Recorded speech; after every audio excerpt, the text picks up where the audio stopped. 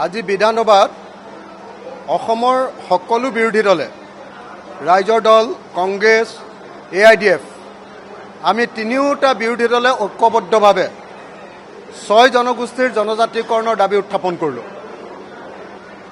আজি 6 জনগোষ্ঠীৰ জনজাতিকৰণ উত্থাপন কৰি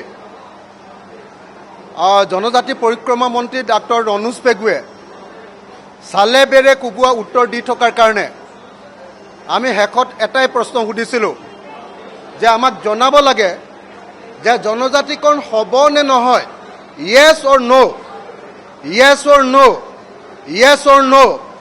হয় জনজাতিকৰণ হ'ব, নহয় জনজাতিকৰণ নহয়, এই কথাটো জনাব লাগে।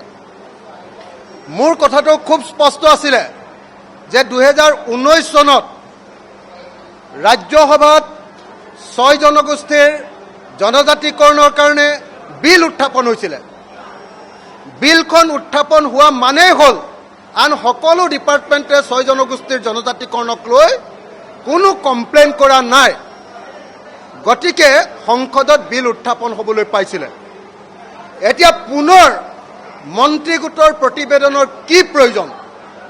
আৰু এই যে তথাকথিত মন্ত্ৰী গোটৰ প্ৰতিবেদন উলিয়াইছে, সেই মন্ত্ৰী গোটৰ প্ৰতিবেদনখন এতিয়া ক'ত লুকুৱাই ৰাখিছে? উমনি দিছে নেকি বুলি মই সুধিছিলোঁ। আপোনালোকে মন্ত্ৰী গোটৰ এতিয়া প্ৰতিবেদনখন উমনি দি ৰাখিছে নেকি? গতিকে আজি আমি আটাইকেইটা বিৰোধী দলে ইয়েছ অৰ নো, হয় জনজাতিকৰণ হ'ব, নহয় নহয়, কোনোবা এটা ক'বৰ কাৰণে দাবী উত্থাপন কৰিলোঁ আৰু তেওঁলোকে তাৰ উত্তৰ দিব নোৱাৰাৰ কাৰণে, ৰাজ্য চৰকাৰে তাৰ উত্তৰ দিব নোৱাৰাৰ কাৰণে আমি বিৰোধী দলবিলাকে আজি সদন ত্যাগ কৰিলোঁ।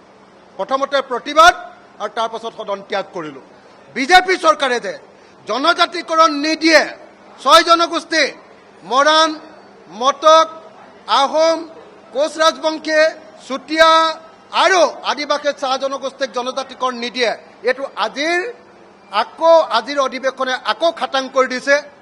লগতে কলিতাসকল আৰু নাথ যোগীসকলে যি দাবী কৰি আছে, তেওঁলোকৰো যে দাবী কোনো পধ্যে পূৰণ নকৰে, সেইটো খাটাং।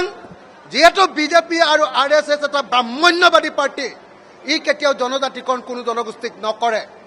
গতিকে এই মুহূৰ্তত আমি অতি সোনকালে প্ৰধানমন্ত্ৰীয়ে দিয়া প্ৰতিশ্ৰুতি অনুসৰি অসমৰ 6 জনগোষ্ঠীয়ে লগতে কলিতা আৰু নাথ যোগীসকলক জনজাতিকৰণ কৰিবৰ কাৰণে দাবী উত্থাপন কৰিছোঁ।